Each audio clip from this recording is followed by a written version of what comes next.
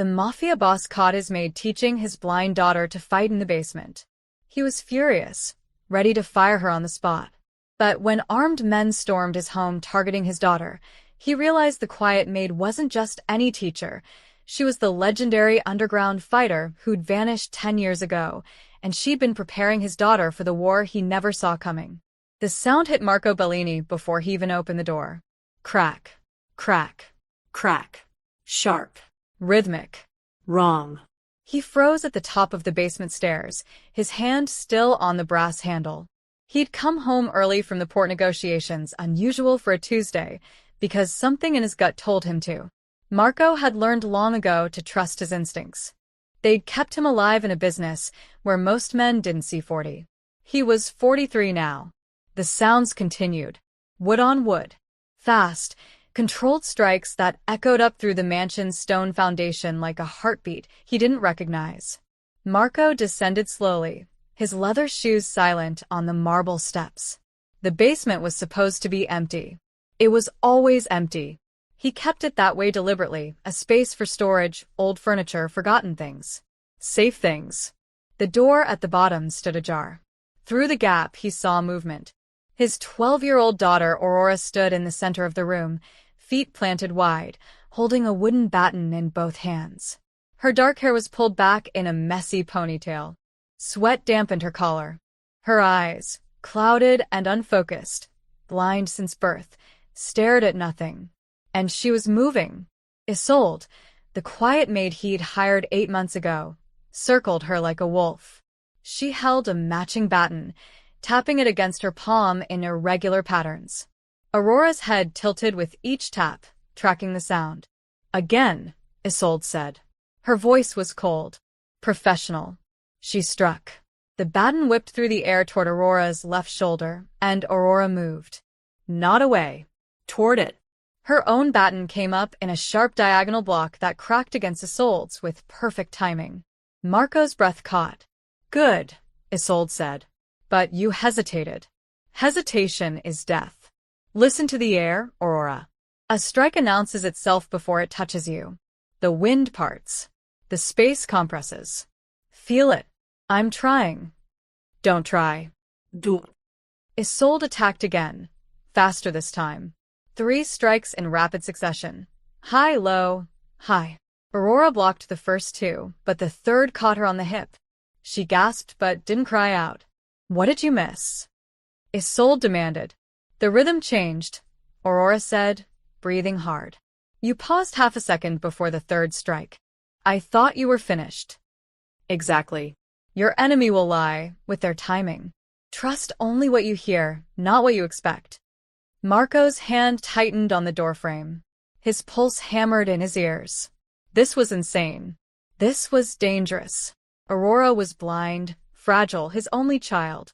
She needed protection, not this violence. He shoved the door open. Both figures turned toward him.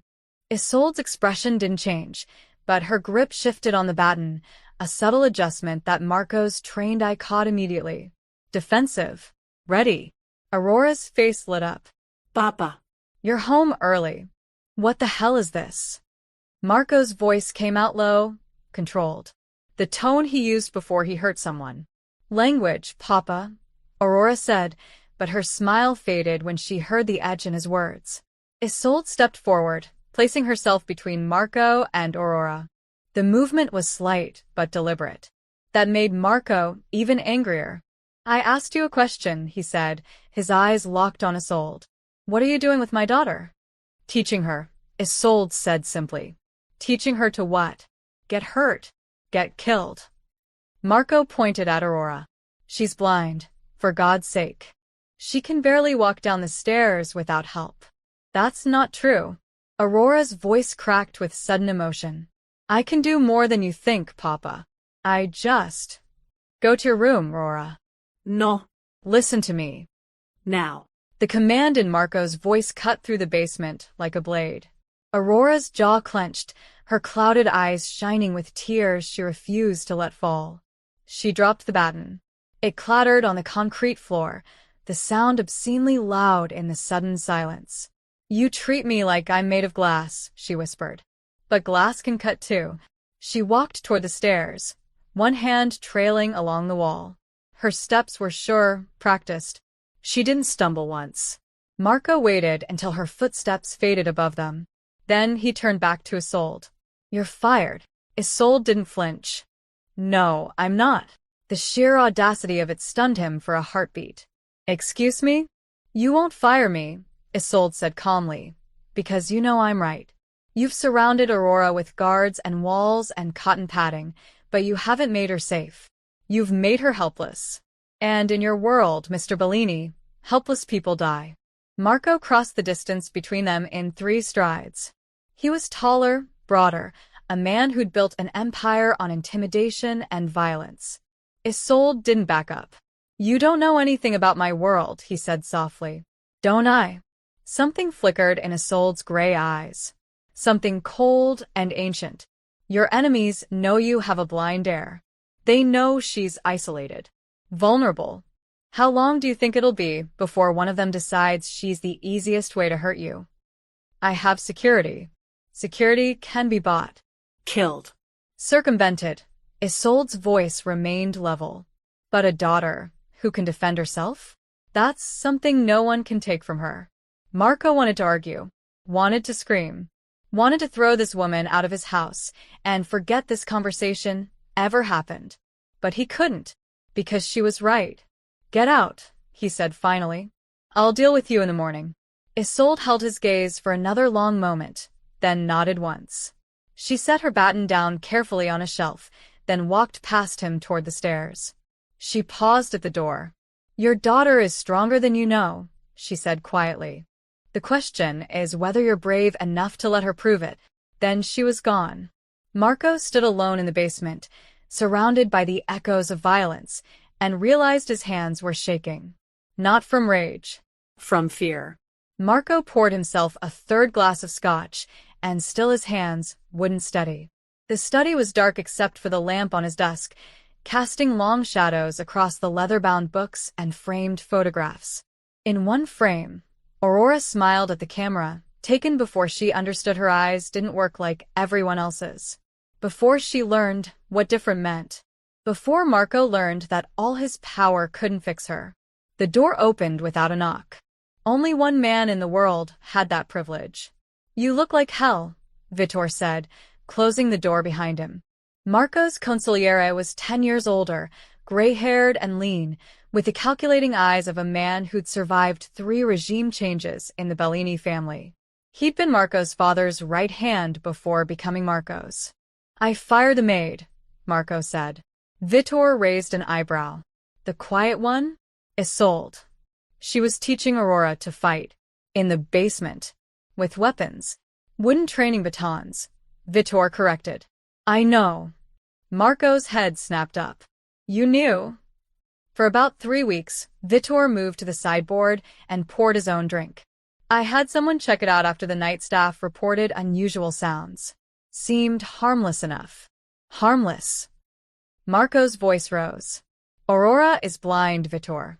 She could get hurt. She could. She could learn to protect herself," Vittor interrupted quietly. "Something worth considering." "Not you too." Marco drained his glass and immediately regretted it. The alcohol wasn't helping. Nothing was helping. Vittor sat in the chair across from Marco's desk, taking his time. When he finally spoke, his voice was gentle but firm. "Do you remember what happened to Carmine Russo's son?" Marco's jaw tightened. Everyone in their world remembered. Carmine Russo had been a mid-level boss in the Eastern District. His son had cerebral palsy, needed a wheelchair. Last year, a rival family kidnapped the boy during a power play. They sent him back in pieces. "Aurora is not. Aurora is your heir," Vittor said. "Your only child. Your obvious weakness." He leaned forward. "Every enemy you've ever made knows exactly where to hurt you most. And they know she can't see them coming. That's why she has guards. I've assigned." "How many?" 8. 10. Vittor's voice hardened. "Marco, wake up. You can't guard her every second of her life. She's 12 now. Soon she'll be 15, 18, 20. You going to keep her locked in this mansion forever?" surrounded by armed men who are paid to care whether she lives or dies. They're loyal. They're paid. Vitor set his glass down with a sharp click. Loyalty bought with money dies the moment someone offers more. You know this. We've both bought enough loyalty to understand exactly what it's worth. Marco wanted to argue. Couldn't. Double the security detail, he said instead. Triple it. I want eyes on Aurora 24 hours. No. The word hung in the air between them like a challenge. What did you say? Marco's voice dropped to the dangerous quiet that preceded violence. Vitor didn't flinch. I said no. You're not thinking clearly. You're thinking like a father, not a boss. I am a father. Then act like one who wants his daughter to survive in this world. Vitor stood, his shadow falling across the desk. You know what I see when I look at Aurora? I see a girl who's already learned to navigate a world she can't see, who's memorized every room in this mansion, every step, every corner, who never complains, never cries, never asks for pity. That takes strength, Marco. Real strength. She's a child. She's a Bellini, Vitor snapped. And in 6 years, God forbid something happens to you, she'll be the head of this family. What then? You think the other families will respect a boss who can't even defend herself? You think our own soldiers won't see weakness and opportunity? The words hit harder than any fist could have. Marco had never said it aloud, but he'd thought about it. Late at night, when sleep wouldn't come, what would happen to Aurora if he died? Would Vitor protect her? Would the family fracture? Would someone decide a blind girl wasn't worth following? I don't want this life for her, Marco whispered. I know, Vitor's voice softened. But it's the life she has. The only question is whether you prepare her for it or leave her defenseless. Before Marco could respond, footsteps echoed in the hallway outside. Fast, determined. Too light to be guards. The study door flew open. Aurora stood in the doorway, her clouded eyes fixed somewhere past Marco's shoulder, her chin lifted in defiance. She must have been listening from the hall. Of course she had. The girl heard everything. I don't want dogs, she said clearly. I want teeth. Marco stared at his daughter, at the set of her jaw, the straightness of her spine, the way her hands, steady and sure, gripped the doorframe for balance, but not for support. When had she grown so tall? When had she stopped being the little girl who needed him to cut her food? Aurora, he began. I heard everything, Papa, her voice didn't waver. Uncle Vitor is right. You can't protect me forever. But Isolde can teach me to protect myself. You don't understand what you're asking. I understand perfectly. Aurora stepped into the room, navigating the furniture from memory. She stopped 3 feet from his desk, exactly where a visitor would stand. I'm asking you to stop seeing me as broken. I'm asking you to give me a chance to be strong. I'm asking you to trust me. Marco looked at Vitor, who offered no help, only a slight nod. He looked back at his daughter, and realized he was terrified. Not of his enemies, not of his rivals, or the violence that constantly circled his empire like sharks. Of this. Of letting go. Of watching Aurora walk into danger, and not being able to stop it. I'll think about it, he said finally. Aurora's expression didn't change. She'd already won, and they both knew it. Marco didn't sleep that night. At dawn, he made a decision that surprised even himself. Instead of confronting Isolde again, he needed answers. Real ones. The address Vitor had given him led to a neighborhood Marco rarely visited, too poor to be worth controlling, too stubborn to be easily intimidated. The buildings here sagged with age, their brick facades stained with decades of coal smoke and neglect. The boxing gym occupied the basement of an old textile factory. No sign outside, just a red door with peeling paint and the distant sound of fists hitting leather. Marco descended the concrete steps alone. He'd left his bodyguards in the car. Some conversations required privacy. The gym smelled of sweat, liniment, and blood. A dozen fighters worked the bags and sparred in makeshift rings. Most were young, hungry, desperate. The kind of men who fought because the alternative was starving. An old man sat behind a battered desk in the corner, one eye milky with cataracts, the other sharp as broken glass. He looked up when Marco entered, and something crossed his weathered face. Recognition. Then fear. "We're paid up," the old man said quickly. "Protection money went to your collectors last week. I got receipts." "I'm not here about money." Marco pulled up a chair without being invited. "I'm here about a woman." Goes by is sold now. Dark hair, gray eyes, late 20s. Works as a maid in my house. The old man's jaw tightened. "Don't know her." "You're lying." Marco leaned forward. "And before you lie again, understand something. I don't want to hurt her. I want to know who she is." "What she is?" "Because she's teaching my daughter to fight, and I need to know if I can trust her." The old man studied him for a long moment. Then he sighed, the sound like air escaping from something long sealed. "You really don't recognize her, do you?" Should I? "Maybe not. She looked different back then. Harder. Hungrier." The old man stood slowly, joints popping, and walked to a wall covered in faded photographs. His fingers traced the frames until they stopped on one near the bottom. Marco rose and looked. The photograph showed a young woman in the center of a makeshift fighting ring, surrounded by a crowd of screaming faces. She wore torn shorts and a sports bra, her body lean and scarred, her dark hair cut brutally short. Her face was split in a feral grin, blood streaming from her nose, one hand raised in victory. Marco stared. The bone structure was the same. The eyes, cold gray, ancient beyond their years. But everything else was different. This woman looked like she'd been forged in a furnace and quenched in violence. "The White Wolf," the old man said quietly. "That's what they called her. Undefeated in 47 fights. Made more money in 2 years than most of us see in a lifetime." Marco's mouth went dry. "That's a sold. That was a sold." Before she disappeared, the old man returned to his desk, moving like each step hurt. "You want the whole story, or just the parts that matter?" "Everything." The old man poured himself something from a flask and didn't offer Marco any. "She started fighting when she was 16. Her and her brother, kid named Luca, 2 years younger. Their parents died, left them nothing. Isolde fought to keep them fed, keep Luca in school. She was good, natural talent, but more than that, she had something inside her. Something cold and precise. She didn't fight angry. She fought like it was mathematics."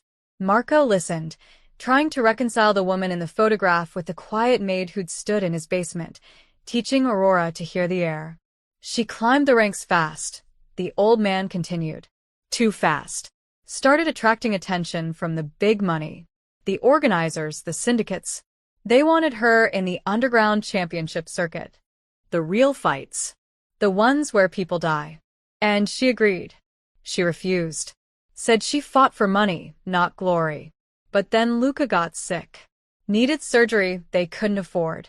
Experimental treatment from a specialist in Switzerland." The old man's voice turned bitter. "So, she made a deal with the devils. 1 tournament. 5 fights. Win, and they'd pay for everything." Marco already knew where this was going. The sick feeling in his stomach told him. "The tournament was 10 years ago," the old man said. "Run by a syndicate in the Port District. Big money, big names. The kind of event where men like you make fortunes betting on who lives and dies." "Men like me," Marco repeated softly. "The Bellini family funded that tournament." The old man met his gaze. "Your father's operation. Maybe you remember. Maybe you don't. You would have been, what, 33? Just starting to take over the business?" Marco remembered. God help him, he remembered.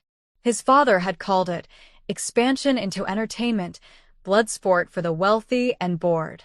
Marco had gone to one fight, seen the brutality, and told his father he wanted nothing to do with it. But he'd taken the money it generated.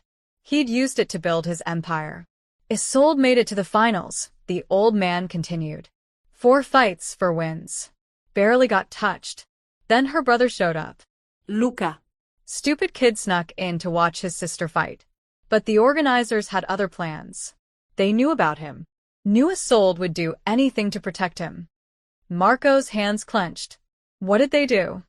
They put him in the ring. The old man's voice cracked. Matched him against a fighter twice his size. Said if Isolde threw her fight, they'd go easy on the boy. Let him live. Did she throw it? What do you think? The old man's eye gleamed with moisture. She tried. But the other fighter in her match didn't know about the deal. Came at her full force. Isolde had to defend herself. She won in 90 seconds. And while she was winning, he didn't need to finish. They killed him, Marco whispered. Beat him to death in front of 300 people. Including his sister, the old man drained his flask. Isolde fought her way out of that building. Put 5 men in the hospital. Then she disappeared. The White Wolf died that night. Became a ghost.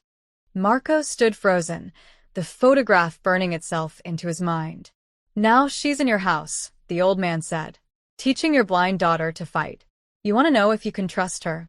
He laughed, cold and sharp. That depends. Did your father profit from her brother's death? Marco didn't answer. He already knew. Marco returned to the mansion as the sun climbed over the estate walls. He went straight to his study and locked the door. For 2 hours, he sat in silence, staring at nothing, the old man's words circling in his head like vultures. Your father profited from her brother's death. Marco had never asked where the money came from. Never wanted to know. He'd been too busy consolidating power, eliminating rivals, building something that would last. Built on blood that wasn't his own. The knock came at noon. Soft tentative. Papa. Aurora's voice filtered through the door. Are you okay? He wasn't. But he unlocked the door anyway. Aurora stood in the hallway, wearing a simple cotton dress, her hair braided. She looked young. Fragile. Nothing like the girl who'd blocked strikes in the basement. I've made a decision, Marco said. Her expression didn't change, but her fingers tightened on the doorframe. You can continue training with Isolde, he continued. Under conditions. I supervise. If I think you're in danger, it stops immediately. Understood? Aurora's face transformed. The smile that broke across it was so pure, so genuinely happy, that Marco felt something crack inside his chest. Thank you, Papa, she whispered. Don't thank me yet, he said quietly. You might hate me for this before it's over. 2 hours later, Marco stood on the second-floor balcony, overlooking the mansion's inner courtyard. Below, Isolde was arranging something on the cobblestones, a path of objects Marco couldn't quite identify from this distance. Aurora emerged from the side entrance, guided by Isolde's hand. What is this? Marco called down. Isolde looked up. If she was surprised by his presence, she didn't show it. The first real lesson. I said I'd supervise. That includes knowing what you're teaching her. Then watch, Isolde said simply. She led Aurora to the beginning of the path. Marco could see it clearly now, a winding trail marked by small bells tied to stakes at varying heights. Between the bells, Isolde had scattered what looked like broken glass. Are you insane? Marco's hands gripped the balcony railing. She'll cut herself. The glass is tempered and filed smooth, Isolde called back. It won't cut, but it will crunch under her feet if she steps wrong. Aurora needs to learn to move silently. To understand that every step she takes creates sound, and sound creates location. Marco wanted to stop this. Every instinct screamed at him to run down there and pull Aurora away. But he'd made a promise. Aurora, Isolde said, her voice dropping to a tone Marco had to strain to hear. Close your eyes. They don't work anyway, Aurora said with a small smile. I know. But the gesture helps you focus. Sight is a distraction you don't have. Use that advantage. Isolde stepped back. This path is 10 meters long. 9 bells mark the route. Your goal is to reach the end without ringing a single bell or stepping on any glass. How am I supposed to know where they are? Listen, Isolde picked up a small stone and tossed it underhand. It arced through the air and struck the first bell, which chimed softly. Aurora's head turned toward the sound, tracking it.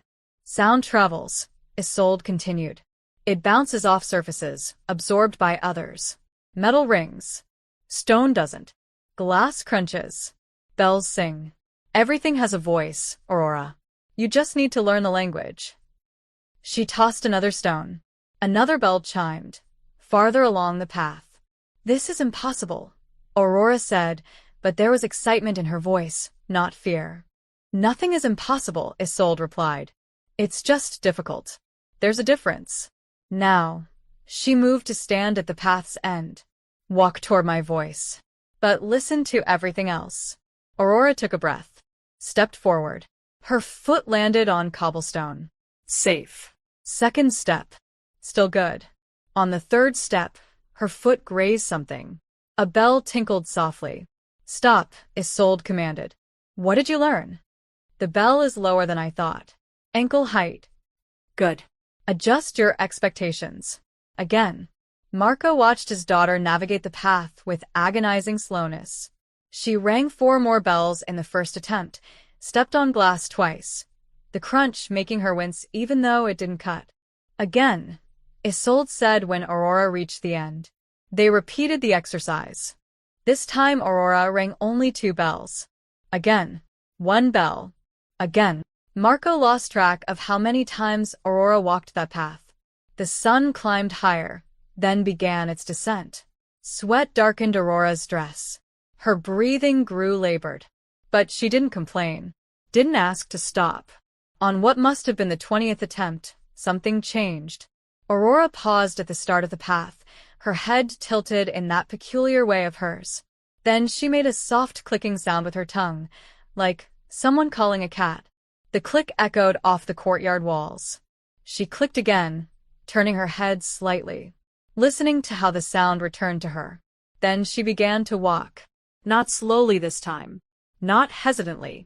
She moved with purpose, her steps precise and measured. Her path curved around the first bell without her feet ever coming close. She stepped over the glass, as if she could see it, ducked under a bell Marco hadn't even noticed was hung at head height. She didn't ring a single one. When she reached Isolde at the end, she was smiling. I heard them, Aurora said breathlessly. When I made the clicking sound, I could hear where the bells were. The sound bounced back different. Like they were shadows made of noise. Echo, Isolde said quietly. Bats use it to fly in darkness. Dolphins use it to hunt in murky water. You're learning to use it to see without sight. Marco's throat tightened. Aurora turned toward where he stood on the balcony, her clouded eyes finding him with eerie accuracy. Did you see, Papa? She called up. Did you see what I did? I saw, Marco managed. He saw his daughter walking through a world that should have been impossible for her to navigate. He saw her smiling, confident, alive in a way he'd never witnessed before. He saw that Isolde was teaching Aurora something more valuable than fighting. She was teaching her that blind didn't mean helpless. And Marco realized, with a mixture of wonder and terror, that he was watching his daughter transform into someone he didn't recognize. Someone stronger than he'd ever allowed himself to imagine. The rumor started in a dockside bar 3 nights later. A low-level enforcer named Enzo, drunk on cheap whiskey and cheaper wine, told his companion about something strange at the Bellini estate. His cousin worked kitchen staff there. Said the boss's blind kid was training with some woman. Not gentle exercises, real training. Combat drill. The companion, a runner for the Calabrese family, filed that information away. By morning, it had reached his boss. By afternoon, it had spread through the criminal network like blood in water. Marco first learned about it when Vitor walked into his office and closed the door with more force than necessary.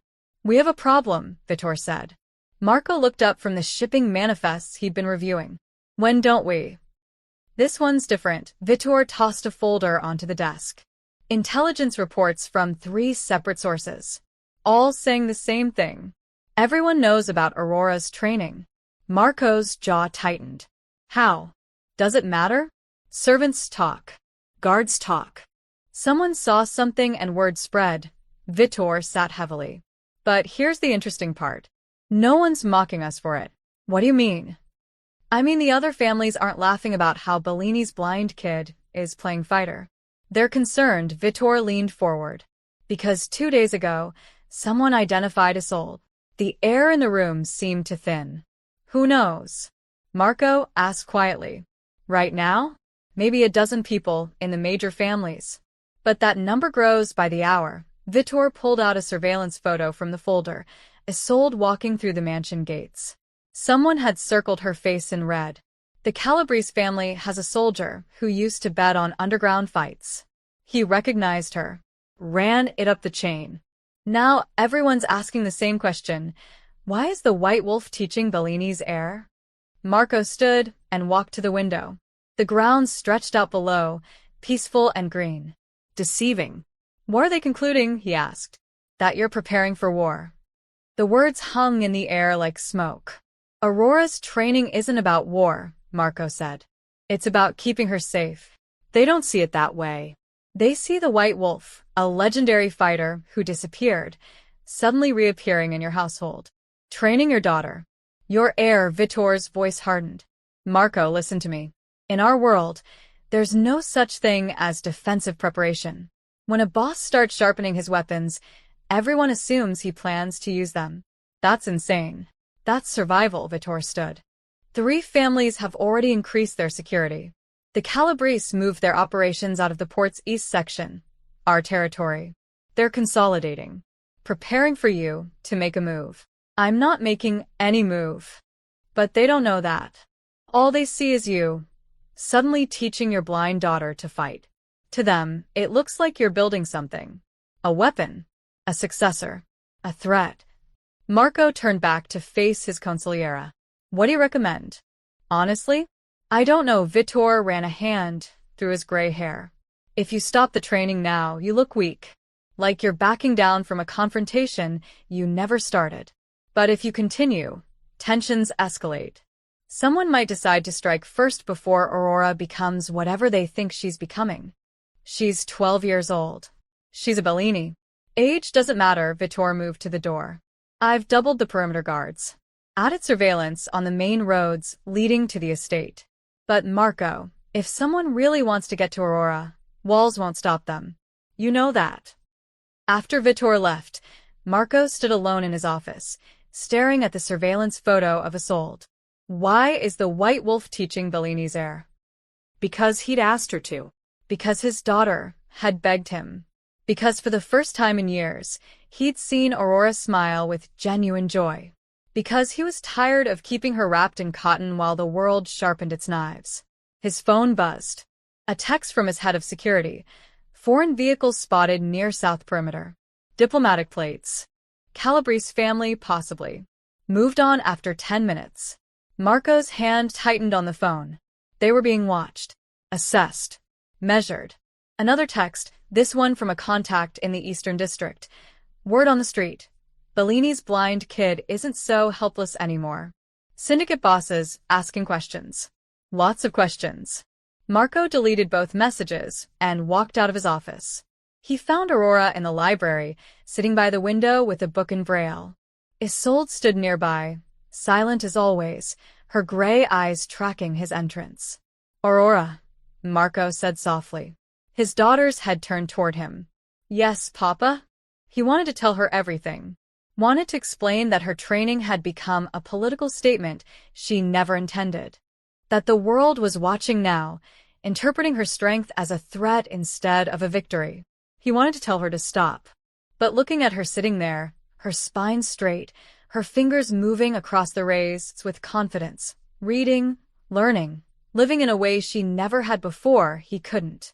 How's the training going? He asked instead. Aurora's smile could have lit the room. Isolde says I'm improving. Yesterday, I could hear her heartbeat from 3 meters away. Did you know people's hearts have different rhythms? Hers is very slow, very controlled, like a drum that never speeds up.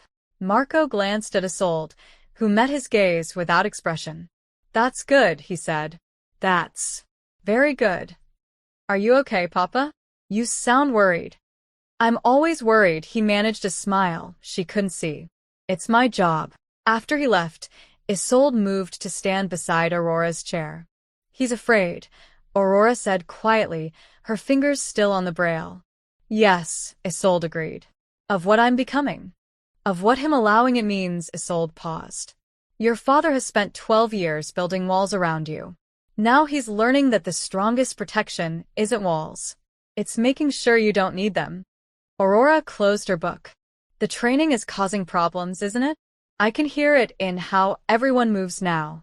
The guards are different. Faster. More tense. The world is reacting to change. That's normal. Is it dangerous? Isolde was quiet for a long moment. Yes, she said finally. But hiding from danger doesn't make it disappear. It just means you won't see it coming. I never see anything coming, Aurora said with a small, bitter laugh. You're wrong. Isolde's hand touched Aurora's shoulder briefly. You hear everything. And soon, that will be enough. Outside, beyond the mansion walls, the city watched and waited. In smoky back rooms and expensive restaurants, men who made their living from violence whispered about the Bellini family, about a blind girl learning to fight, about the white wolf emerging from her decade-long hibernation, about what it all meant, and slowly, inevitably, they began to prepare. Not for peace, for war.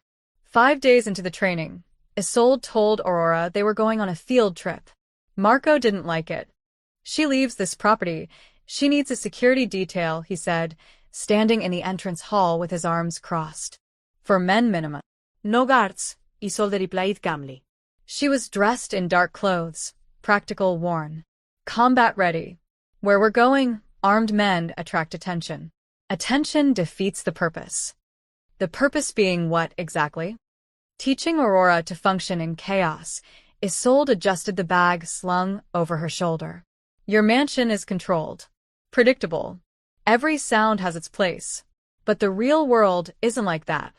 If Aurora is going to defend herself, she needs to learn how to hear through noise.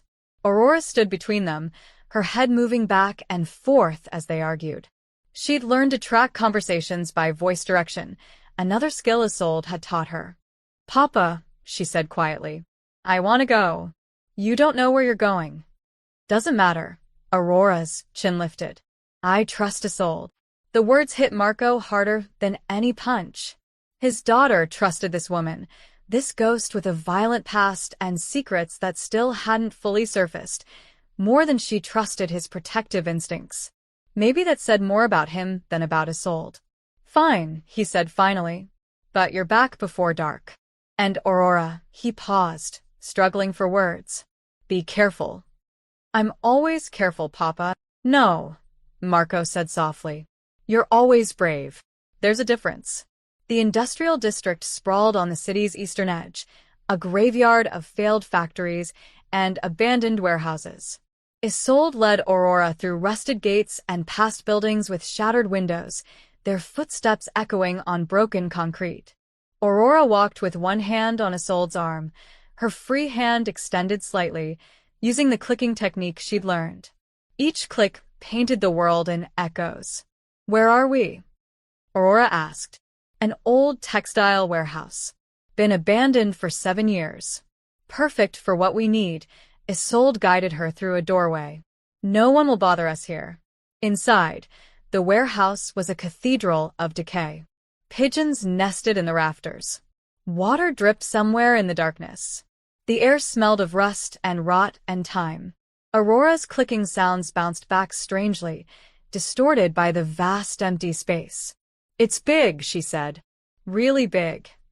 30 meters long, 20 wide, 10 high, Isolde led her to the center of the floor. Now. Tell me what you hear. Aurora tilted her head, listening. Water dripping. East side, I think. Something moving in the ceiling. Birds? You're breathing. My breathing, she paused. Traffic sounds from outside, but distant. Maybe half a kilometer. Good. Your baseline. Isolde stepped away. Now for the real test. She walked to the wall, where her bag waited. Aurora heard zippers opening. Metal scraping. What are you doing? Aurora asked. Teaching you chaos. The first sound was a radio, turned to static. White noise flooded the warehouse, bouncing off every surface. Aurora flinched, her hands going to her ears. Don't block it out, Isolde called over the noise. Learn to hear through it. A second sound joined the first, a mechanical banging, irregular and loud. Then a third, a speaker playing crowd noise, hundreds of overlapping voices. Aurora turned in circles, disoriented. The sounds crashed over her from every direction, layering on top of each other until she couldn't distinguish one from another. "Isolde," she called out. I can't hear you." No response. Aurora's heart began to race. She clicked her tongue, but the echo was lost in the chaos. Stepped forward and nearly tripped over something, a pipe or debris. This was wrong. This was too much. She wanted to cry out, to demand Isolde stop this, to listen. The words surfaced in her mind, not her own voice, but Isolde's from their training sessions. A strike announces itself before it touches you. Listen to what matters. Filter what doesn't. Aurora forced herself to breathe, to stop turning, to stand still. The noise didn't change, but something in her perception did. She stopped trying to hear everything and started listening for one thing. Footsteps. Human footsteps had a rhythm, a weight, a pattern that mechanical sounds didn't have. There. Beneath the static and the banging and the crowd noise, she heard it. Soft. Measured. Moving slowly around her in a circle. Isolde. Aurora turned to face the sound. I hear you. The footsteps stopped. Then they started again, faster now. Coming from a different angle. Aurora tracked them, her body turning to follow. Isolde was testing her, seeing if she could maintain focus. The footsteps stopped again. Aurora waited, holding her breath. The attack came from behind. Aurora felt the air displacement half a second before Isolde's hand would have touched her shoulder. She spun, her own hand coming up in the blocking motion they'd practiced, and caught Isolde's wrist. The noise cut out. Sudden silence filled the warehouse, so complete it felt like a physical presence. How did you do that? Isolde asked. Her voice held something Aurora had never heard before. Approval. I stopped listening to everything, Aurora said, her hand still gripping Isolde's wrist. Started listening for you. Your heartbeat is slower than mine. Your breathing is quieter. Your steps are lighter because you know how to move. Once I found those patterns, I could. She paused, searching for words. I could hear you underneath everything else. Isolde gently removed Aurora's hand from her wrist. Sit down. They sat together on the cold concrete floor, their backs against a wall. My brother couldn't do that, Isolde said quietly. Filter the noise. When they put him in that ring, there were 300 people screaming. He couldn't hear his opponent coming. Couldn't focus. The fear drowned out everything else. Aurora turned toward Isolde's voice. Is that why you're teaching me? Because of him? Partly. Isolde was quiet for a moment. I trained him wrong. I taught him to be strong when I should have taught him to be smart. Strength doesn't matter if you can't think under pressure. Were you there? When he... Yes, the single word carried years of weight.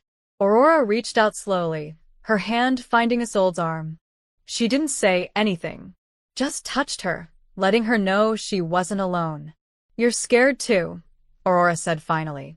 Aren't you? It was the same thing she'd said during their training. But here, in this abandoned warehouse, it meant something different.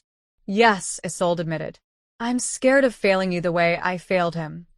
You won't. You don't know that. I do, Aurora said with certainty. Because you're not teaching me to fight. You're teaching me to survive. There's a difference.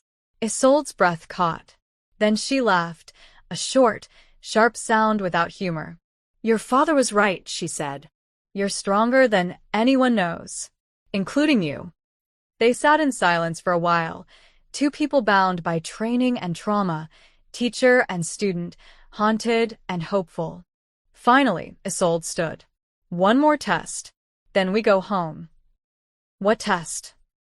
Find me in the dark. The warehouse lights, what few still worked, went out. Aurora heard Isolde's footsteps retreating, then stopping somewhere in the vast space. No sounds this time, Isolde called out. No clicking. No tricks. Just your ears and my presence. Find me. Aurora stood slowly. The darkness around her was no different than any other darkness. She'd lived her whole life in the dark. But this time, she wasn't afraid of it. She began to walk. The emissary arrived on a Thursday evening during dinner. Marco heard the commotion from the dining room, raised voices at the front gate. His security teams clipped radio chatter. He set down his fork and met Vitor's eyes across the table. "Stay here," he told Aurora, who sat to his right, her fingers delicately navigating her plate. "Something's wrong," she said. It wasn't a question. "Just business," Marco stood. "Isolde, stay with her." The maid materialized from the shadows near the doorway. She'd been there the whole meal, silent as always. She nodded once. Marco walked through the mansion's corridors with Vitor at his side, for armed guards falling in behind them. The military precision of it was second nature now. Violence choreographed before it even began. In the entrance hall, a man waited. He was tall, expensively dressed in a gray suit that probably cost more than most cars. His face was forgettable, the kind that blended into crowds deliberately. But his eyes were cold and professional. Behind him, visible through the still-open front doors, 3 black SUVs idled in the circular driveway. At least a dozen men stood near the vehicles, hands near their waistbands. A show of force. "Mr. Bellini," the emissary said with a slight nod. "Thank you for seeing me without an appointment. I don't recall inviting you onto my property," Marco replied evenly. "State your business or leave." Direct. "I appreciate that." The emissary pulled an envelope from his jacket, slowly, aware of the guns trained on him. "I represent a coalition of interests. Families who've noticed changes in your operation." "What changes?" "The White Wolf, for one." The emissary's smile didn't reach his eyes. "Quite a bold move, bringing her into your household. Training your heir. It sends a message." "I'm not sending any message." "Aren't you?" The emissary placed the envelope on the marble hall table. "Regardless of your intentions, the message has been received. Several families interpret your actions as preparation for territorial expansion. They've asked me to extend an invitation." Marco didn't touch the envelope. "What kind of invitation?" "A formal challenge. Tournament rules. Single combat. Winner takes the disputed territories in the Port District, specifically the East Section warehouses and shipping lanes." The room went very quiet. "I don't have disputed territories," Marco said carefully. "The East Section is mine. Has been for 6 years." "Was yours," the emissary corrected. Past tense. 3 families have jointly claimed it as of this morning. They're offering you a chance to win it back. Honorably. Without war. Vitor stepped forward. "This is insane. You can't just." "We can." Actually, the emissary's voice hardened. "You've been spending resources on training. On preparation. You've brought in the most dangerous underground fighter of the last decade. You're building something, Mr. Bellini. The other families have decided not to wait and see what. So they're forcing a confrontation," Marco said. "They're offering you a civilized alternative to bloodshed." The emissary gestured to the envelope. "Details are inside. The tournament will be held in 8 days. Neutral ground. Each side provides a champion. Standard rules. First blood, knockout, or submission." Marco's jaw clenched. This was a trap. Had to be. Tournament rules meant nothing to men who made their living breaking rules. But refusing would mean war. Real war. His estate sieged, his people killed, Aurora. His daughter. The emissary's smile widened slightly, reading Marco's thoughts on his face. "They know about your daughter, of course," the emissary said softly. "Such a brave girl. Learning to fight despite her limitations. Everyone's very impressed. It would be a shame if this conflict escalated and she was caught in the crossfire. Children suffer most in wars, don't they?" Marco moved before he realized it. He had the emissary against the wall, forearm pressed against his throat, his own gun drawn and pressed under the man's jaw. Behind him, the guards' weapons came up, and through the open door, the armed men by the SUVs did the same. "You threaten my daughter," Marco whispered, "and I'll kill every single person you've ever cared about. Slowly. Starting with you." The emissary didn't struggle. Didn't even seem frightened. "I'm not threatening anyone," he said calmly despite the pressure on his throat. I'm explaining reality. You have 8 days to decide. Accept the challenge and settle this honorably, or reject it and face the consequences. Those are your options. Marco held him there for another heartbeat, then shoved him away. The emissary straightened his suit, still smiling. One more thing, he said, walking toward the door. The tournament location? It's the same underground arena where they held the championship 10 years ago. The one where the White Wolf lost her brother. I'm sure she'll remember it fondly.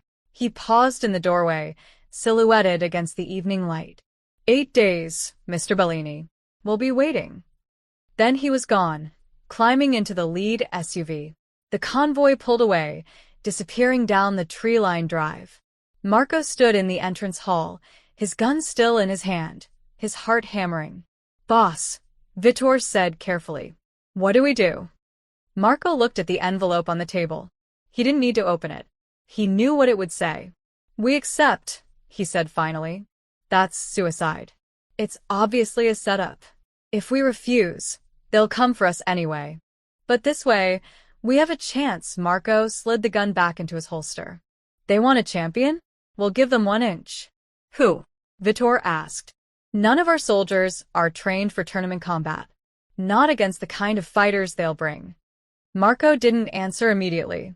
He was thinking about Aurora in the basement, blocking strikes she couldn't see. About Isolde teaching her to hear, through chaos. About the White Wolf, undefeated in 47 fights. About how far he would go to protect his daughter. I need to speak with Isolde, he said quietly. Marco. Now. He found them in Aurora's room. His daughter sat on her bed, still dressed for dinner, her clouded eyes fixed toward the window. Isolde stood nearby, her posture alert. They'd heard everything. Of course they had. Papa, Aurora said before he could speak. What did that man want? Marco crossed to her bedside and knelt, taking her hands in his. They were small, delicate, unmarked by the violence that defined his world. For now. There's going to be a fight, he said gently. A formal challenge. It's complicated, but... He mentioned me, Aurora interrupted. I heard him. He was threatening me. I won't let anyone hurt you. I know, Aurora squeezed his hands. But Papa, this is because of my training, isn't it? Because people know about Isolde. About what she's teaching me. Marco couldn't lie to her. Yes. Aurora was quiet for a moment. Then she turned toward where Isolde stood. The arena, she said. The one he mentioned. That's where your brother died. Yes, Isolde said softly. And now my father has to fight there, because of me. No, Marco's voice was firm.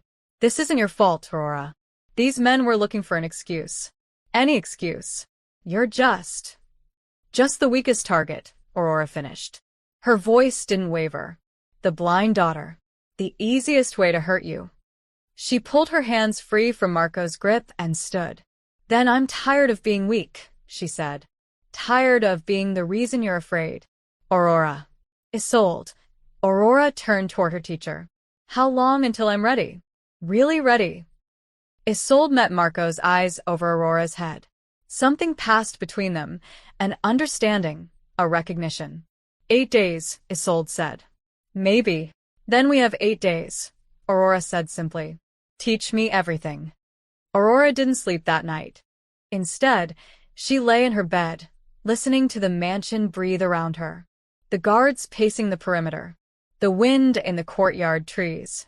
Her father's footsteps in his study directly below, pacing, stopping, pacing again. And underneath it all, the steady, quiet rhythm of Isolde's breathing from the chair in the corner. You don't have to stay, Aurora said into the darkness. I'm not afraid of being alone. I know, Isolde replied. I'm not here because you're afraid. Then why? A long pause. Because I am. Aurora sat up, her feet finding the cool floor. Of what? Of history repeating itself. Isolde's voice was barely above a whisper. Your father will ask me to fight in that arena. He hasn't yet, but he will. And I'll have to go back to the place where everything ended. You don't have to say yes.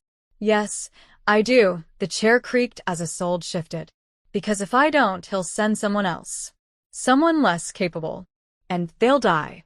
Aurora stood and navigated to where Isolde sat, her hands finding the armrests of the chair.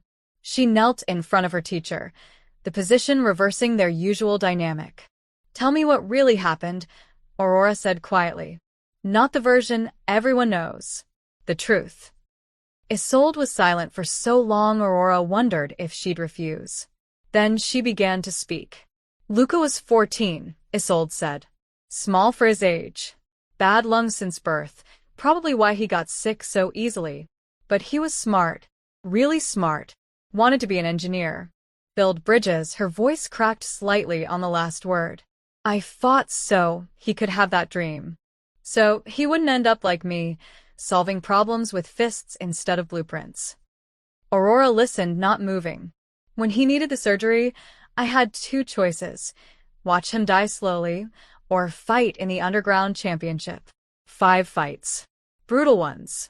Against opponents who'd killed before." Isolde's breathing quickened. "I told him to stay away from the tournament. Made him promise. But he was 14 and stubborn, and he didn't understand what those fights really were. He came anyway. Last night. Finals night. I'd won 4 fights, barely got touched. I was focused. In control. And then," Isolde's voice went hollow. "Then I saw him in the crowd. This skinny kid in a crowd of killers. Someone had brought him there deliberately. As leverage." Aurora's hands tightened on the armrests. "They told me before my fight. Throw it or Luca goes into a ring. Against a fighter named Constantine. A psychopath who'd killed 3 men in tournaments before." Isolde's breath shuddered. "They gave me 30 seconds to decide." "What did you do?" "I tried to throw it. I swear I tried." Isolde's voice broke. "But my opponent didn't know about the deal. He came at me full force. And my body, my training, it just reacted. Muscle memory. Survival instinct. I won in 90 seconds. Perfect execution." The silence stretched. "And while you were winning?" "While I was winning, they put Luca in the ring with Constantine." Isolde's words came faster now, desperate to get them out. "I heard the roar from the crowd. Different from my fight. Louder. Crueler. I ran. Fought through security. But by the time I got there..." She stopped. "He wasn't built for fighting," Isolde whispered. "Didn't know how to protect himself. Didn't understand that begging for mercy only makes men like Constantine hit harder. The last thing my brother said before he died was 'I'm sorry,' like it was his fault. Like he'd failed me." Aurora felt wetness on her cheeks. She didn't know when she'd started crying. "There was another fighter in that ring that night," Isolde continued. "Before Luca. A blind fighter. Young man, maybe 20. He'd been good once, before he lost his sight in a car accident. Kept fighting anyway, out of pride or desperation or stupidity. Luca was in the crowd when that fighter got destroyed. Beaten so badly, he never walked again." Aurora's breath caught. "Luca saw that and understood something I'd never told him, that strength without preparation is suicide. That being brave doesn't matter if you can't defend yourself." Isolde's voice strengthened slightly. "When they threw him in that ring, he was trying to fight like he'd seen me fight. Trying to be strong. But he had no training. No foundation. Just courage. And courage alone got him killed. That's why you're teaching me," Aurora said. "Not just to fight. To survive." "Yes." Isolde reached out and touched Aurora's face, her calloused fingers gentle. "I won't train you to be brave. You're already brave. I'm training you to be disciplined. To be smart. To know the difference between a fight you can win and one you should avoid. And this tournament? The one my father's been challenged to? It's the same arena. Same rules.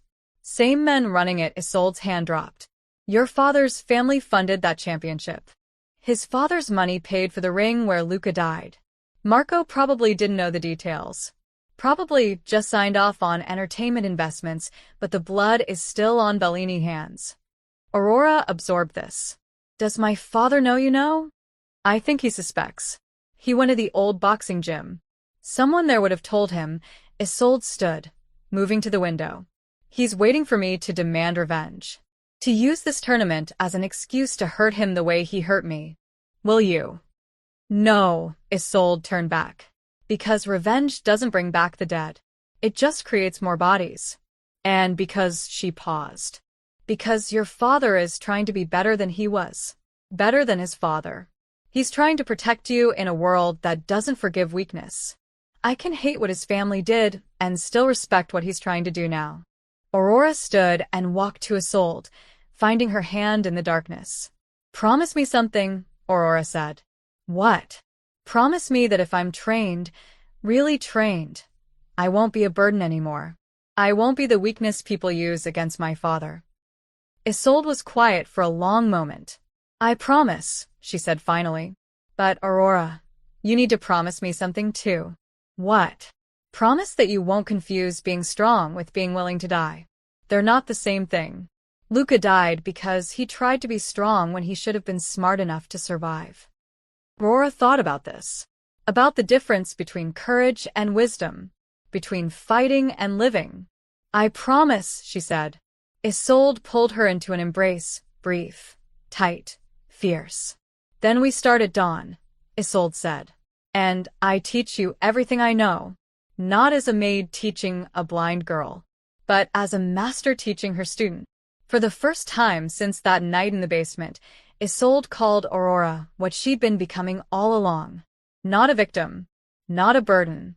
A fighter. Marco found Aurora on the mansion's balcony the next morning, facing the sunrise she couldn't see. She'd been up for hours. He could tell by the way she held herself. Alert but tired. Isolde had probably already put her through drills. His daughter was changing before his eyes, her posture straighter, her movements more deliberate. It terrified him. We need to talk, Marco said. Aurora's head turned slightly. About the tournament. About you staying far away from the tournament. Marco moved to stand beside her at the railing. I've made arrangements. Vitor will take you to our property in the mountains. You'll be safe there while this. No. The single word stopped him cold. Aurora, this isn't a discussion. You're right. It's not. She turned to face him fully, her clouded eyes finding him with eerie precision. I'm not running away while you fight a war that started because of me. This war didn't start because of you. Yes, it did.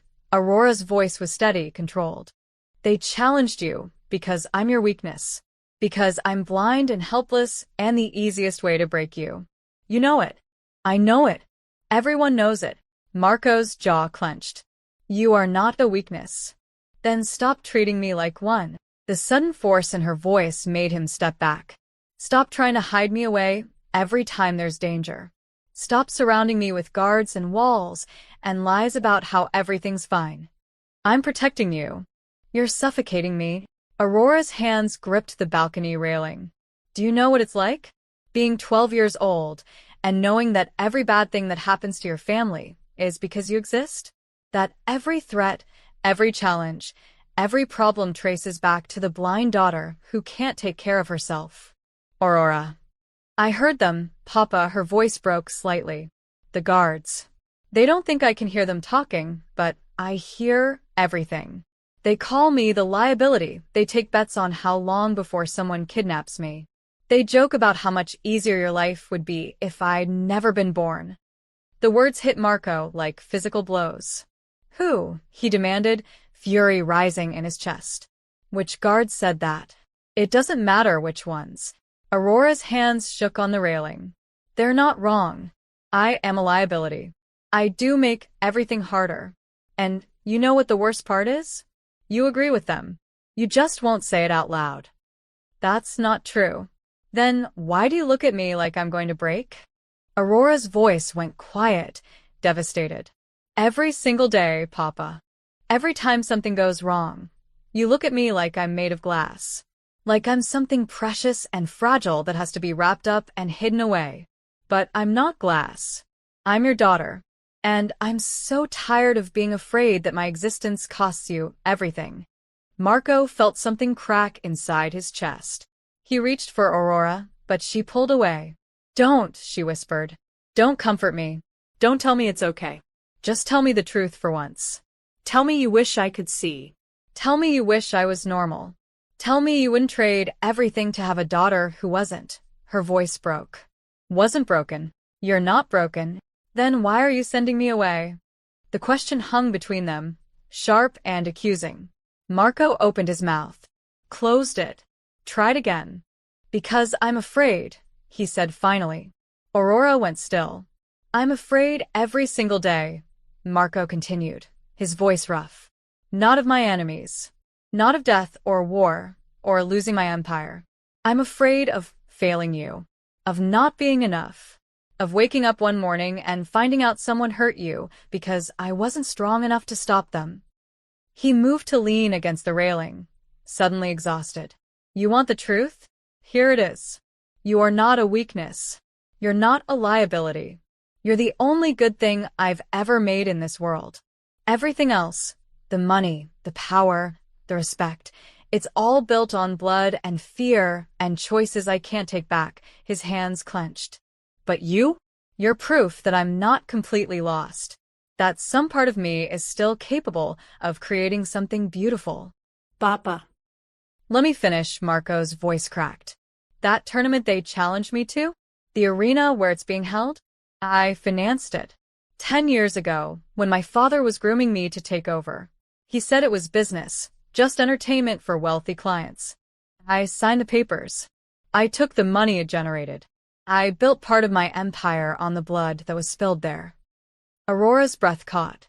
Isolde's brother died in that arena, Marco continued. A 14-year-old boy who was thrown into a ring as leverage against his sister. And his voice broke. I profited from his death. I used that money to secure my position, to buy loyalty, to build the world you were born into. Tears were streaming down his face now, silent and unchecked. So, when you ask me why I look at you like you're going to break, it's because you're the only pure thing in my life. The only piece of me that isn't stained with blood. And I can't, he struggled for words. I can't let this world take that away. I can't let my sins destroy you too. Aurora stood frozen, her own tears falling. But Papa, she whispered, don't you see? You already are destroying me. Not with danger. With protection. You're so afraid of losing me to violence that you're suffocating me with safety. She moved toward him, her hands finding his arms. I don't need you to keep me innocent, she said. I need you to help me survive. I need you to see me as someone who can be strong, not just someone who needs to be protected. Marco pulled her into his arms, holding his daughter like she was the only solid thing in a crumbling world. I'm so sorry, he whispered into her hair. For everything. For the choices I made. For the world you were born into. For not being the father you deserved. You're exactly the father I need, Aurora said against his chest. You just have to trust that I can be the daughter you need too. They stood together on the balcony, two people trying to bridge the gap between love and fear, protection and freedom. Finally, Marco pulled back, wiping his eyes. If you stay, he said carefully. If I let you be part of this, you follow Isolde's instructions exactly. No improvising. No heroics. Understood? Aurora's face transformed with a smile that could have lit the world. Understood, she said. Behind them, unnoticed, Isolde stood in the doorway. She'd heard everything. And for the first time in 10 years, she allowed herself to believe that maybe, just maybe, this time she could save someone. This time, the student wouldn't die. This time, she wouldn't fail. The storm hit on the 7th night, earlier than the forecast predicted. Lightning split the sky like fractures in glass. Thunder shook the mansion's foundations. Rain hammered down in sheets, so thick it turned the world into water. Perfect conditions. Isolde appeared in Aurora's doorway at midnight, silent as always despite the storm's rage. Get dressed, she said. Combat clotte. We're going to the roof. Aurora sat up, instantly alert. 7 days of intensive training had sharpened her instincts to a razor's edge. The roof? In this weather? Especially in this weather. Tomorrow is the tournament. Tonight is your final test. Isolde's voice was flat, emotionless. The voice she used when something was deadly serious. If you fail, you're not ready. And if you're not ready, You stay here while I go to that arena alone. Aurora was dressed in 3 minutes. They moved through the mansion like ghosts, past sleeping guards and silent rooms. Marco had wanted to supervise, but Isolde had forbidden it. This test required isolation. No safety net. No father watching from the balcony, ready to intervene. The rooftop access was through a service door in the mansion's east wing. Isolde led Aurora up narrow stairs that spiraled into darkness, then through a metal door that shrieked in protest as it opened. The storm hit them like a physical force. Rain lashed Aurora's face, instantly soaking her clothes. Wind threatened to push her backward. Thunder detonated overhead, so loud it felt like the sky was tearing apart. She couldn't hear anything else. Couldn't use her clicking technique. Couldn't track sounds beneath the chaos. She was functionally deaf. This is the real world. Isolde shouted over the storm. Aurora barely heard her. Not a controlled mansion. Not a quiet basement. This. Chaos. Noise. Confusion. If you can fight here, you can fight anywhere. Aurora felt Isolde's hand leave her arm. She was alone. Find me. Isolde's voice came from somewhere to the left. Or was it the right? The storm distorted everything. And when you find me, survive what comes next. Aurora stood frozen for a heartbeat, rain streaming down her face, her carefully developed acoustic map of the world completely useless. 7 days of training. 7 days of learning to hear through noise, to feel air displacement, to track heartbeats beneath chaos. All of it worthless in this storm. No, not worthless. Just harder. Aurora forced herself to breathe. To think. The rooftop gym Isolde had mentioned was up here. She could feel different surfaces beneath her feet. Smooth tile giving way to rubberized mats. Equipment that her shins bumped against. The space was maybe 20 meters across. Surrounded by a low wall, she'd felt it briefly when they first emerged.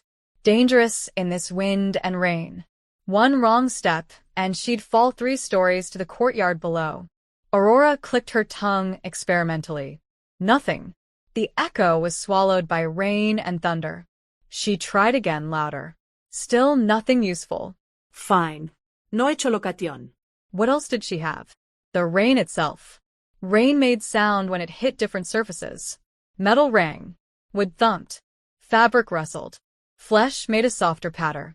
Aurora stood still and listened not for silence, but for variation in the noise. The rain fell everywhere, a constant roar. But over there, to her left, the pattern changed slightly. The rain was hitting something that moved. Something warm that generated subtle air currents. Isolde. Aurora began walking toward the variation, her feet testing each step carefully. Her hands extended, feeling for obstacles. The attack came without warning. Something struck her shoulder, hard enough to spin her around but not injure. A training baton. Isolde was using the same weapons from their first lesson. Aurora caught her balance just before the second strike came from the opposite direction. She ducked on instinct, feeling the baton whistle past where her head had been. Good. Isolde's voice came from everywhere and nowhere. But not enough. I'm not your only problem tonight. Aurora heard it then, other footsteps. Lighter than Isolde's. Multiple sets. Her heart rate spiked. Who? Training partners. Isolde shouted. 4 of them. Soldiers from your father's guard. They've agreed to help with your final test. They won't seriously hurt you, but they won't go easy either. Defend yourself. For opponents. Plus Isolde. In a storm. On a rooftop. While blind. This was insane. This was impossible. Aurora felt something shift inside her. The panic that had been rising suddenly crystallized into cold focus. You are not helpless, she told herself. You are not weak. You are Aurora Bellini, and you are not born to be a victim. She dropped into the fighting stance Isolde had drilled into her body until it became muscle memory. Low center of gravity. Hands up, but relaxed. Weight on the balls of her feet. Listening. The first attacker came from her right. She heard his boots squelch on the wet mat a fraction of a second before he struck. She pivoted, letting his momentum carry him past her, and struck the pressure point behind his knee that Isolde had taught her. He went down with a grunt. The second attacker was smarter, approaching from behind while she was distracted. But Aurora heard his breathing change, the slight acceleration that came before a strike. She dropped flat, and his baton passed over her. From the ground, she swept his legs. 2 down. Thunder exploded overhead, disorienting her. In that moment of confusion, the third attacker struck, catching her across the ribs. Pain flared, but Aurora turned it into movement, rolling away and coming up in a crouch. The rain had plastered her hair to her face. Her clothes clung to her body, heavy and restrictive. She was breathing hard, her ribs aching. And she was smiling, because for the first time in her life, Aurora felt truly alive. The fourth attacker came with the third, coordinating their strikes. Aurora heard them moving together, trying to box her in. She did something Isolde had specifically told her never to do. She clicked her tongue as loud as she could. The click was swallowed by thunder, but in the half-second before the sound died, Aurora caught the barest echo from both attackers' positions. She moved between them. They struck simultaneously, their batons cracking against each other as Aurora slipped through the gap they'd created. She used their confusion to strike both, quick jabs to nerve clusters that Isolde had made her practice thousands of times. They staggered back. Aurora spun, searching for Isolde, and found her by the simple fact that everyone else had stopped moving. The master stood at the rooftop's edge, rain streaming down her face, baton held loosely in one hand. "Come on then," Isolde said quietly. Somehow Aurora heard her despite the storm. "Show me what you've learned." Aurora advanced slowly, carefully. Isolde was different from the guards. Faster. More experienced. More dangerous. This wouldn't be like the others. Isolde attacked like lightning, 3 strikes in the span of a heartbeat. Aurora blocked the first, dodged the second, but the third caught her shoulder. She ignored the pain and countered, her own baton whipping toward Isolde's midsection. Isolde blocked easily, then pressed the attack. She was relentless, each strike flowing into the next, forcing Aurora backward toward the rooftop's edge. Aurora's heel touched the low wall. One more step and she'd fall. Isolde struck high, a killing blow if this were real. Aurora dropped under it, her hands finding Isolde's forward wrist. She twisted, using a joint lock Isolde had taught her just 3 days ago, and pulled. Isolde's balance broke. Aurora pivoted, reversing their positions. Now Isolde was the one against the wall, off balance, vulnerable. Aurora's baton came up, stopping a centimeter from Isolde's throat. They froze that way, both breathing hard, rain pouring down. Then Isolde smiled, a real smile, warm and proud. "Disarm me," she said. Aurora adjusted her grip and applied pressure to the nerve in Isolde's wrist. The baton fell from her teacher's hand. Aurora caught it before it hit the ground. For the first time in their training, she held Isolde by the wrist with one hand, a weapon in the other. The storm raged around them. Lightning illuminated everything in stark, white flashes. "You are ready," Isolde whispered. The words hit Aurora harder than any strike could have. She lowered her weapon. Behind them, the 4 guards picked themselves up, laughing and groaning in equal measure. One of them, a veteran named Carlo, shook his head in amazement. "Boss is gonna flip when he hears about this," he said. "The kid's a natural."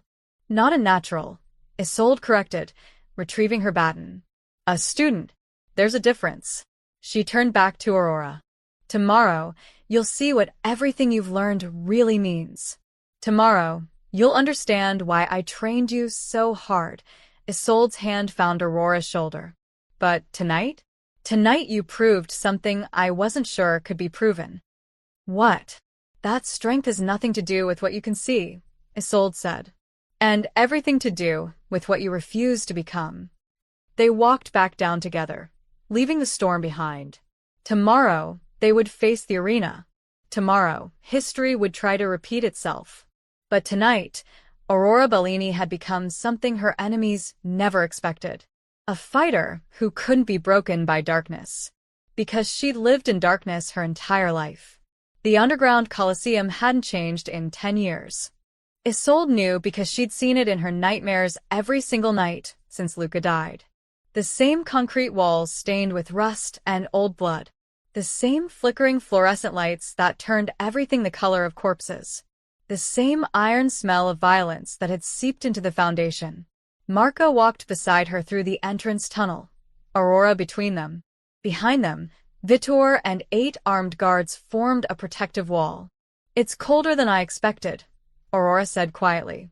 Her hand rested lightly on Isolde's arm for guidance, but her posture was straight, confident. She wore dark clothes, practical, flexible. Her hair pulled back in the same severe ponytail Isolde favored. They looked like what they were, teacher and student. "Underground spaces hold cold," Isolde replied. Her voice was steady, but Marco noticed her hand had drifted to her belt, where no weapon waited. "Old habits. The arena is 50 meters ahead. 2 entrances, this one, and the competitor's gate on the opposite side." "How many people?" Aurora asked. "Last time? 300. Tonight?" Isolde paused, listening to the echoes ahead. "More. "Maybe 500. Word spread." They emerged into the main chamber, and Marco felt his stomach turn. The arena was a pit, literally. A sunken ring surrounded by rising tiers of concrete benches packed with people. Rich and poor, criminals and civilians, all united by their hunger for violence. At the far end, in a private box elevated above the masses, sat the syndicate representatives. Marco recognized 2 of them, Antonio Calabrese, head of the Calabrese family, and Dmitry Volkov, a Russian oligarch with ties to half the smuggling operations in Eastern Europe.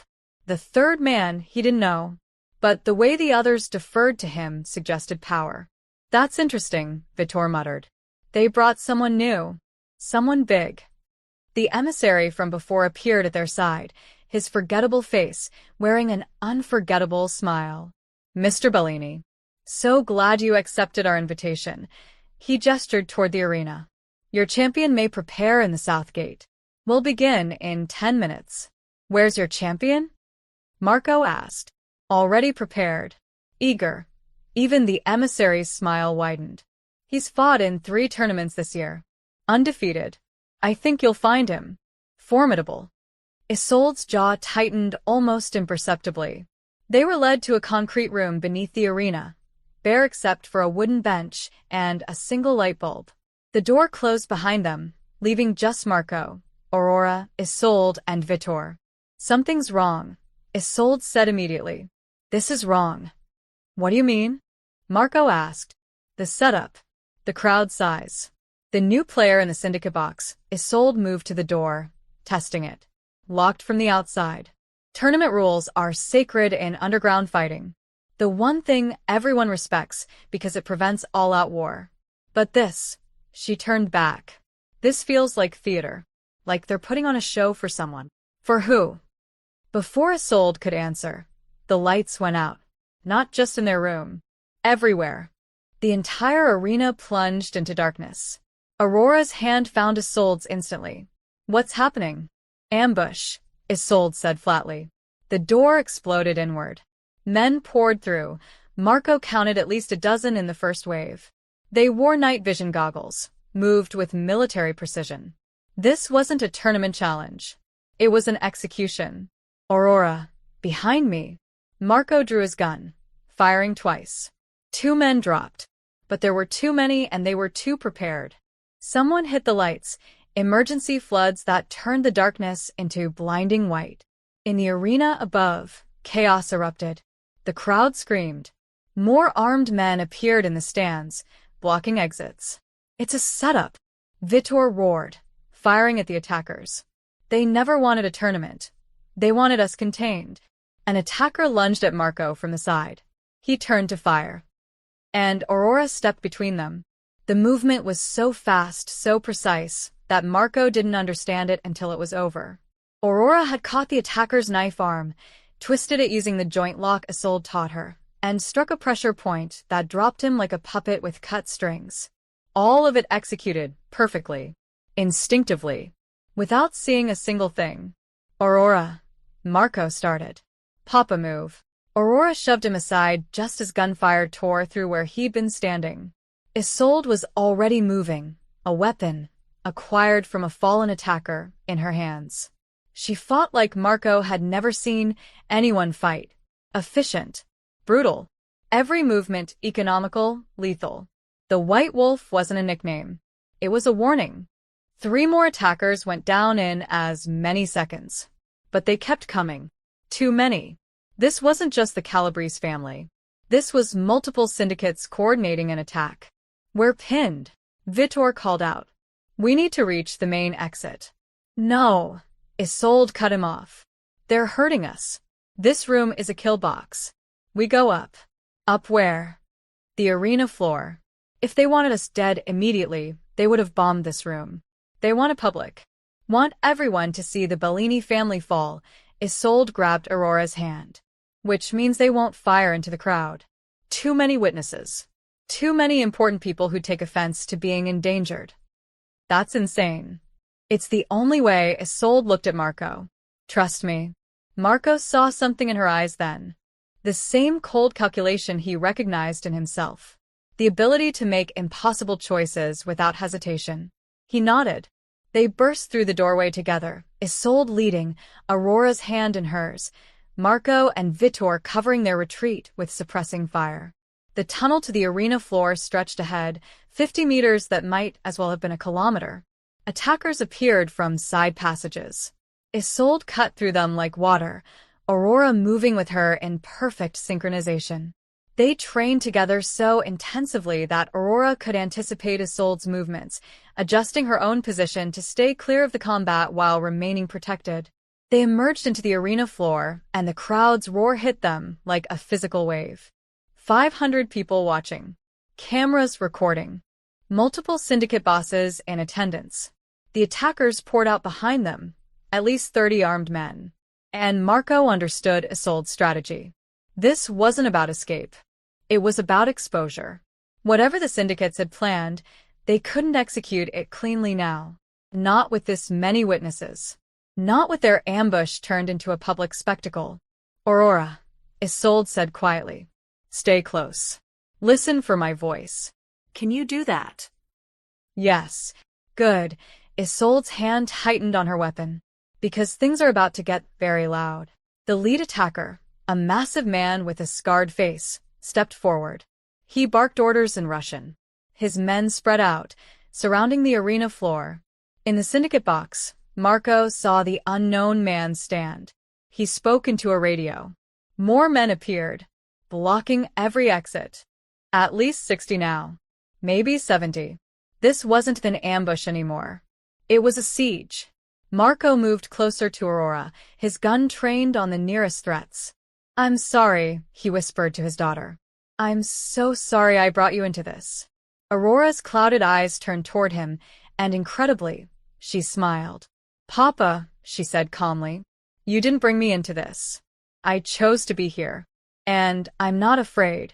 She clicked her tongue, once, sharp and clear. The sound echoed through the arena, mapping the space. Every attacker's position. Every obstacle. Every possible line of movement. 63 hostiles, Aurora said quietly. 12 have direct line of sight to us. The rest are positioned to cut off retreat. They're expecting us to run. Marco stared at his daughter. How? I've been listening since we entered, Aurora said simply. Counting footsteps. Tracking breath patterns. This is just a bigger version of the rooftop. In the silence that followed, something shifted. The attackers saw what the crowd saw, a blind 12-year-old girl standing calmly in the center of an arena, surrounded by armed men, utterly unafraid. And suddenly, they weren't sure. Isolde stepped forward, her voice carrying across the arena. 10 years ago, she called out, a boy died in this ring. His name was Luca. He was 14 years old. His only crime was having a sister these syndicates wanted to control. The crowd went silent. Tonight, you tried the same strategy. Attack, through the family. Through the weak link. Through a blind girl who should have been helpless. Isolde's voice hardened. But Aurora Bellini is not helpless. And I am not the same woman who failed her brother. She turned to Aurora. Show them, she said simply. Aurora stepped forward, alone, into the center of the arena. And 73 armed men watched a blind girl and wondered which of them she could hear coming. The first attacker moved without orders, a young soldier, overconfident and impatient. He rushed Aurora from behind, knife drawn, certain this would be easy.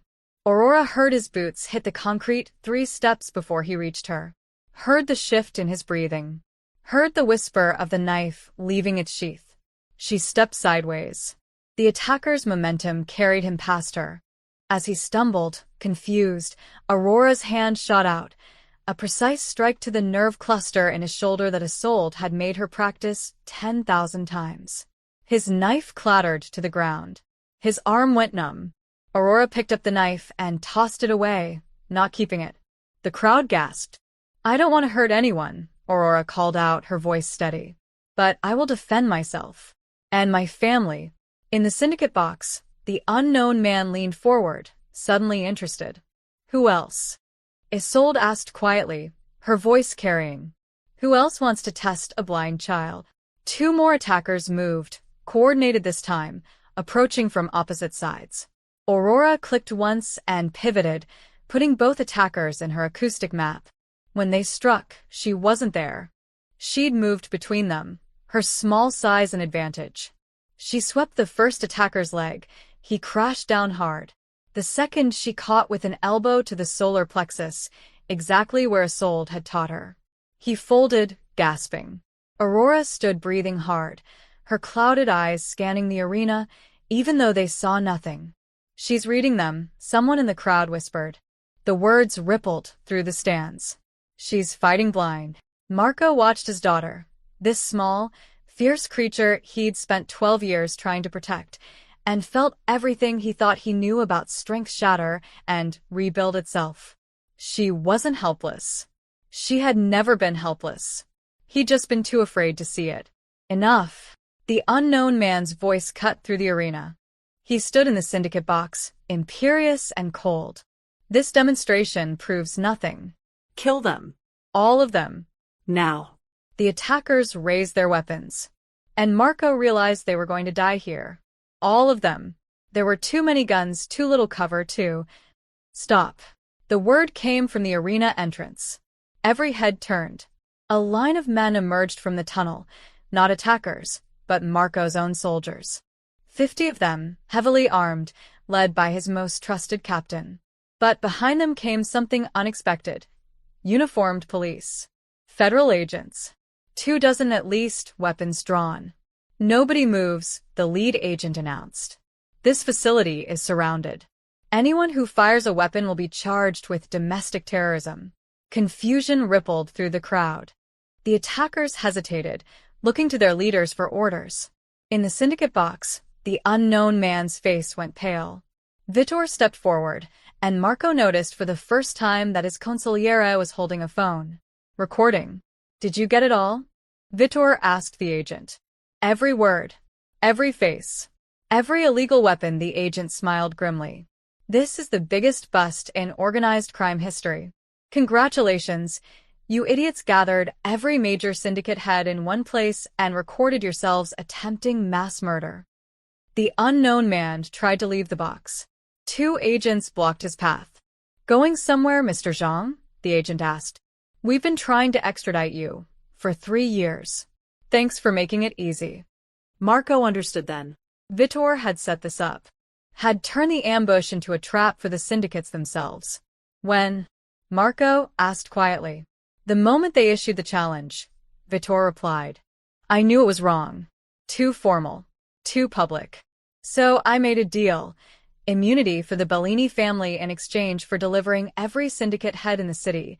He glanced at Aurora. I gambled that they'd try something exactly like this. That they'd be too arrogant to resist showing their power. You used us as bait. I used their arrogance against them, Vitor corrected. And it worked. The attackers were being disarmed and arrested. The crowd was being processed as witnesses. The syndicate bosses were being led away in handcuffs. Marco walked across the arena floor to where Aurora stood, still in her fighting stance, still ready. "It's over," he said softly. "You can rest now." Aurora's posture relaxed. Her hands started shaking, the adrenaline finally catching up to her. Marco pulled her into his arms, and this time, she let herself be small. Let herself be 12. Let herself be his daughter instead of a fighter. "I was so scared," she whispered against his chest. "You didn't look scared. That's because Isolde taught me that fear and action aren't the same thing. You can be terrified and still move forward." Aurora pulled back slightly. "Were you proud of me?" Marco's throat tightened. Proud doesn't begin to cover it. Isolde approached them slowly. She looked exhausted, the adrenaline leaving her too. "The White Wolf fights one last time," Marco said to her. "And this time, nobody dies." "This time," Isolde agreed. She looked at Aurora. "You were perfect. Every technique, every response, perfect. I had a good teacher." "You had discipline," Isolde corrected. "I just gave you tools. You chose to use them." Marco took a breath. This was the moment. The decision he'd been avoiding. "Stay," he said to Isolde. "Not as a maid. As Aurora's master. He struggled for words. As family. If you want." Isolde was quiet for a long moment, her gray eyes distant. "Your father's money killed my brother," she said finally. "I know. I came to your house planning to hate you. To find a way to make you suffer the way I suffered. I know that too. But then I met Aurora. And I saw a girl who'd spent 12 years being treated like she was broken, who was desperate to prove she wasn't." Isolde's voice softened. "I saw my brother. The determination. The courage. The refusal to accept limitations." She looked at Aurora, and something in her expression broke and healed simultaneously. "I can't bring Luca back," Isolde said. "Can't undo what happened. But maybe," she paused. "Maybe I can make sure Aurora never becomes a victim the way he did. Maybe I can teach her to be strong where he wasn't given the chance." "Is that a yes?" Aurora asked quietly. Isolde knelt in front of her student, taking her hands. "Yes," she said. "But not as your maid. And not as someone working for your father. As your teacher. Your master. And maybe," her voice caught, "maybe as someone who sees you the way Luca should have been seen. As someone capable of incredible things." Aurora threw her arms around Isolde, and the White Wolf, the legendary fighter who disappeared into grief and rage, held this blind girl and let herself believe in second chances. Marco watched them and understood what he'd been doing wrong all these years. He'd been buying power, building walls, collecting loyal soldiers and expensive weapons and political influence. But power wasn't strength. Strength was his daughter standing in an arena full of armed men and refusing to be a victim. Strength was a woman who'd lost everything teaching someone else not to fear loss. Strength was letting go of control long enough to trust that the people you love can protect themselves. "Come on," Vitor said, touching Marco's shoulder. "We need to give statements. This is going to take hours." "Let them wait." Marco looked at Aurora and Isolde, still embracing in the center of the arena, where blood had once been spilled. "This is more important." As federal agents processed the crime scene and reporters gathered outside, as syndicate empires crumbled and old debts came due, 3 people stood together in the place where violence had once destroyed a family, and chose to build something instead. Aurora pulled back from Isolde, smiling despite her tears. "So, what happens now?" she asked. Isolde stood, her hand still holding Aurora's. "Now? We train harder. You have discipline, but discipline without refinement is crude. We work on your speed, your precision, your ability to adapt." "I meant after," Aurora interrupted, laughing. "After all the training, what do I become?" Isolde considered this. Looked at Marco, who nodded. "You become whatever you choose," Isolde said finally. "A fighter. A leader. A woman who can't be broken by darkness, because she learned to make the darkness her ally." She squeezed Aurora's hand. "But first you become my student. Really and truly. Not a blind girl learning to survive. A fighter learning to thrive." Aurora turned to her father. Is that okay, Papa? Can I really do this?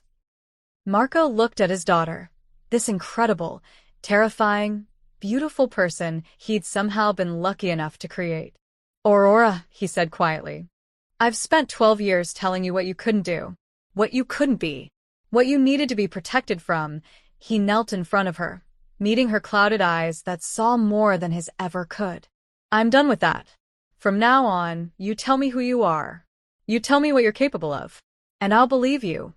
Even if I'm capable of more than you're comfortable with. Especially then.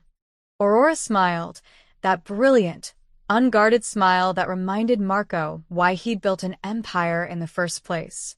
Not for power. For her. Then I'm going to be strong, Aurora said. Really strong. Strong enough that no one ever uses me to hurt you again. Strong enough that when people hear the name Aurora Bellini, they don't think blind girl, they think fighter. They already do, Isolde said softly. And it was true. In the days that followed, the story spread through every level of society. News channels ran footage of Aurora standing in that arena. Underground networks whispered about the blind girl who'd fought attackers twice her size. Criminal families learned that the Bellini heir wasn't a weakness. She was a weapon they hadn't anticipated. But more than that, people saw something they hadn't expected. A girl who refused to be defined by what she couldn't do. A teacher who'd transformed grief into purpose. A father who'd learned that letting go was the truest form of protection. 3 months later, Aurora gave her first public demonstration. 50 people in attendance, including representatives from families who'd once considered her a target. She moved through combat forms with a grace that left spectators silent. She disarmed 3 opponents simultaneously. She navigated an obstacle course designed to be impossible for someone without sight. And at the end, she stood in the center of the training floor and said 5 words that became legend. I don't need to see you. Because Aurora Bellini had learned the most important lesson of all. Strength isn't about what you're born with. It's about what you refuse to become. And Aurora Bellini refused to be helpless. Refused to be weak. Refused to be anything less than exactly who she chose to be. The end.